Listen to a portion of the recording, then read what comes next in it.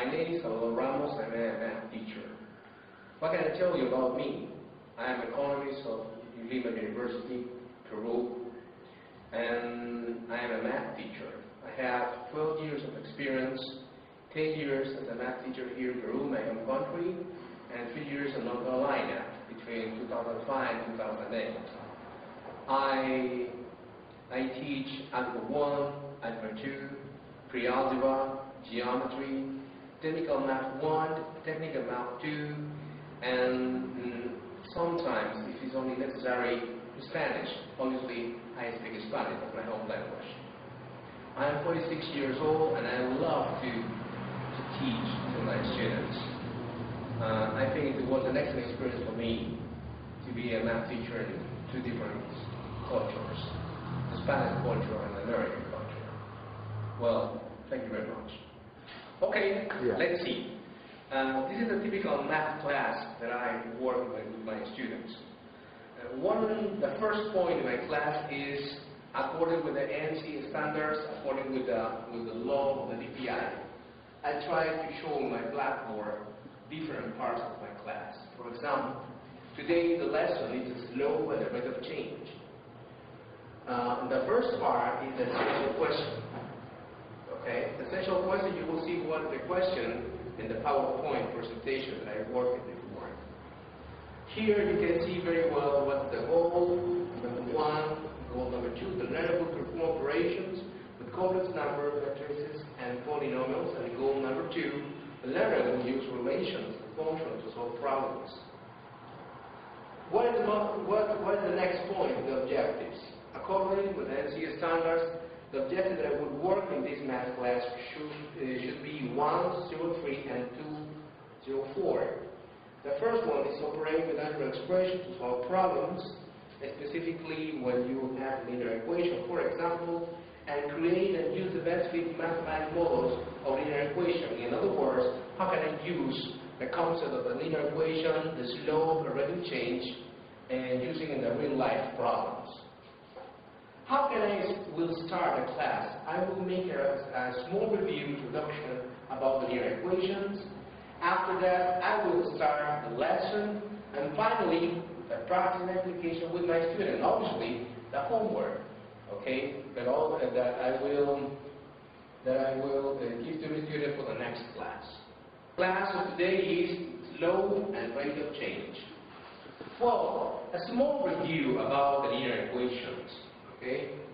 And when we talk about that, we have to make the essential questions. They are, how can you recognize the slope in a linear equation? If you remember, okay, we have this formula, right?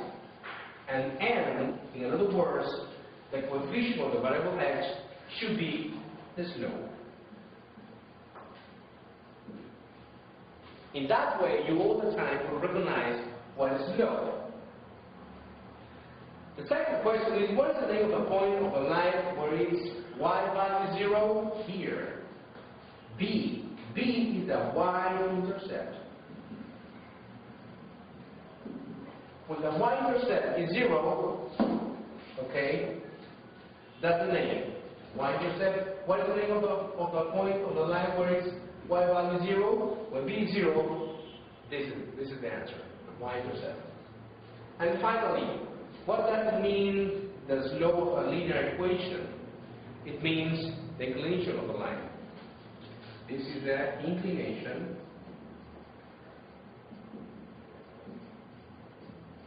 of the line, right? Okay, next please. So,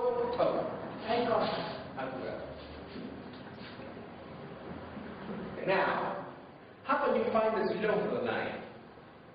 So the slope of the non-vertical line passing through the points x, 1, x, y1, and x2, y2.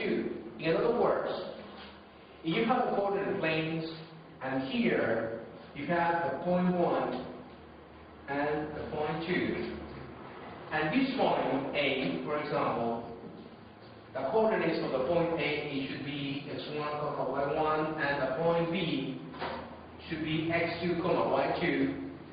there is inclination. If you draw a line through the points, you will see this line. For example, this is the line L. How can you define the slope? It's really easy. You have to define very well what are the points. For example, if this is the point A, obviously this part should be x1 and this one should be y1. In the same way, you will locate the point B with x2 and here y2. If you want to define this inclination, obviously you need to define the distance between this part and the distance between x2 and x1 should be the difference between them, right?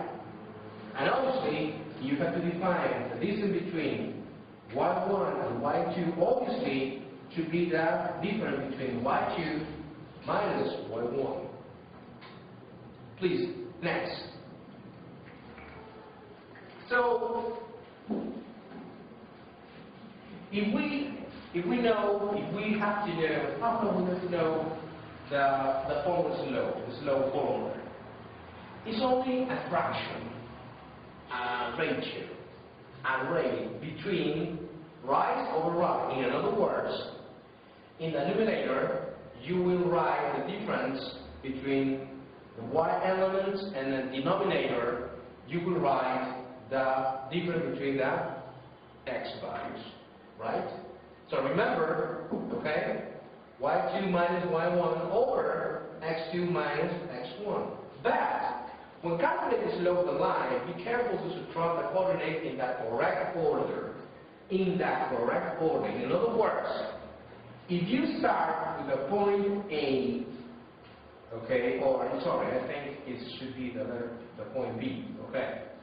Now, if you start at the point B, because remember, okay, the point B is x2, y2, you have to start in the numerator with the point, with the x coordinate of the point B, it should be a y2, okay. So you have to go in that order.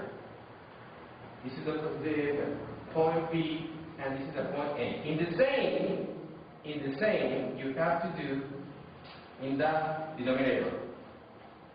Okay? If you make a mix, you will